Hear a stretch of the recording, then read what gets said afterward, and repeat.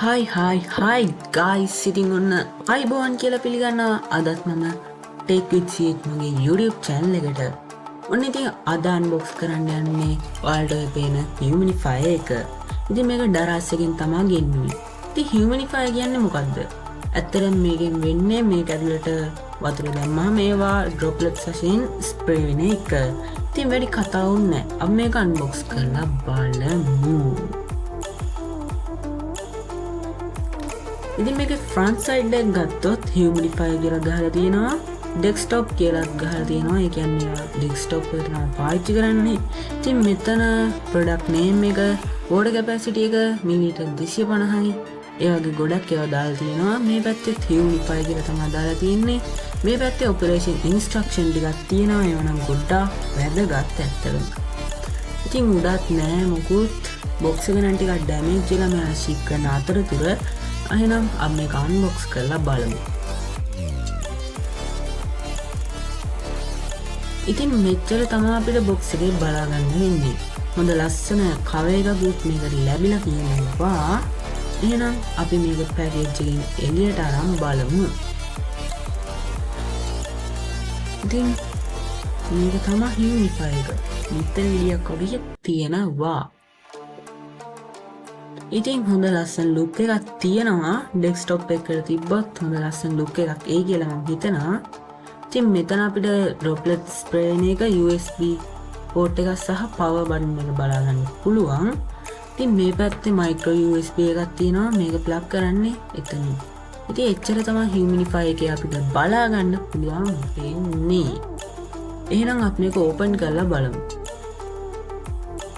ඉතින් මෙන්න මේ විදිහට තමයි අපිට humidifier එක ඕපන් කරගන්න පුළුවන්. ඉතින් මේකේ water උරා ගන්න බටේ තියෙනවා සහ USB cable එකක් අපිට ෆ්‍රීම හම්බෙලා තියෙනවා. හරි, මම මේකට වතුර ටිකක් දාගත්තා. එහෙනම් අපි මේක වහලා බලමු මේක වැඩ කරනවද කියලා. ඉතින් මෙච්චර තමයි මේක කරන්න තියෙන්නේ. ඊළඟට අපේ USB cable එක අපි මෙන්න මේ විදිහට ගලවලා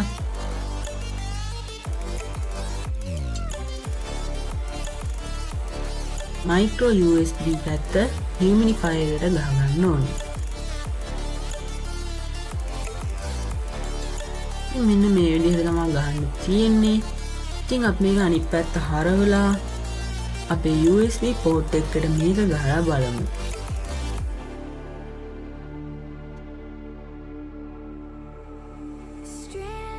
හරි, එහෙනම් ඔන්න on කරන්න තමයි හදන්නේ.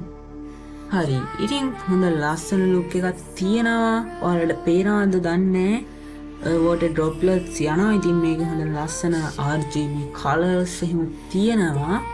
ඇත්තටම හොඳ cool එකක් තියෙනවා මේකේ.